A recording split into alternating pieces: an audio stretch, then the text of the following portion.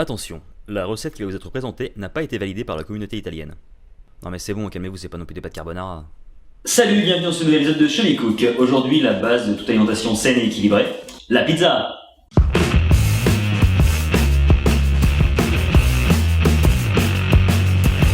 La recette que je vous présente aujourd'hui, c'est ma recette perso. C'est une recette que je fais depuis des années, que j'ai un peu perfectionnée au fil du temps. J'ai bossé 5 ans chez Pizza Hut aussi, mais ça n'a rien à voir du coup. Donc comme d'hab, c'est une recette super simple à préparer. Et après, vous pouvez améliorer, faire à votre sauce. Tomate de préférence, mais on verra ça plus tard. Donc on va commencer par la pâte. Perso, je suis plus sur une pâte épaisse, ça permet de bien garnir la pizza, mettre plein de trucs dessus. Et vous pouvez aussi faire une pâte fine, donc pour ça vous avez juste à diviser par 2 les quantités que je vais vous donner. C'est facile la cuisine. Alors pour notre pâte à pizza, il nous faut de la farine, de la levure boulangère, de l'eau tiède, du sucre, du sel et de l'huile d'olive. Allez c'est parti, donc dans l'eau tiède on mélange la levure et le sucre, puis on attend 10 minutes.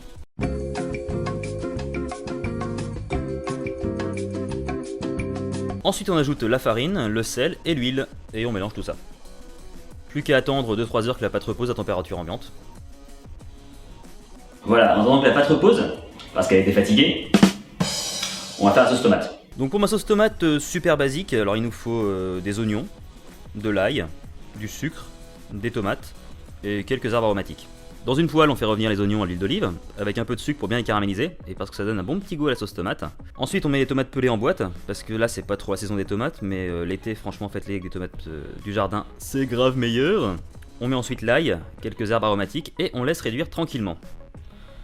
Donc moi, niveau herbes aromatiques, là, j'ai mis juste des herbes de Provence. C'est tout con et ça fait l'affaire.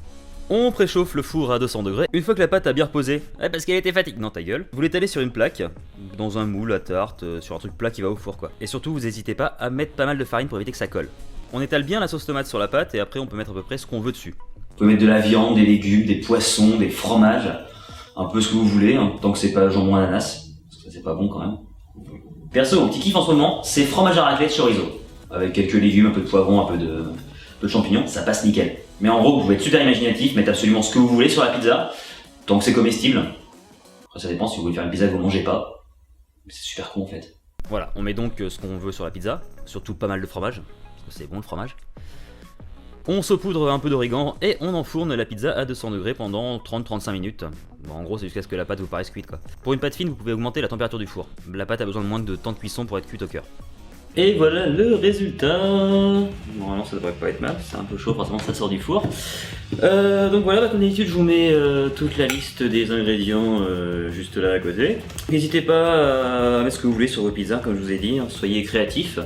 C'est l'avantage de la pizza, c'est qu'on peut faire un peu tout ce qu'on veut, on peut manger de la pizza tous les jours si on veut, et c'est toujours des trucs différents.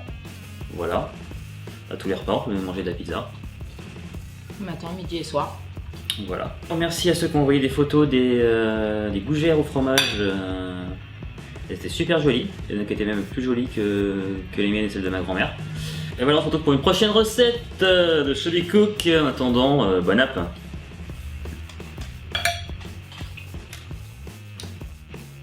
Très déchirant.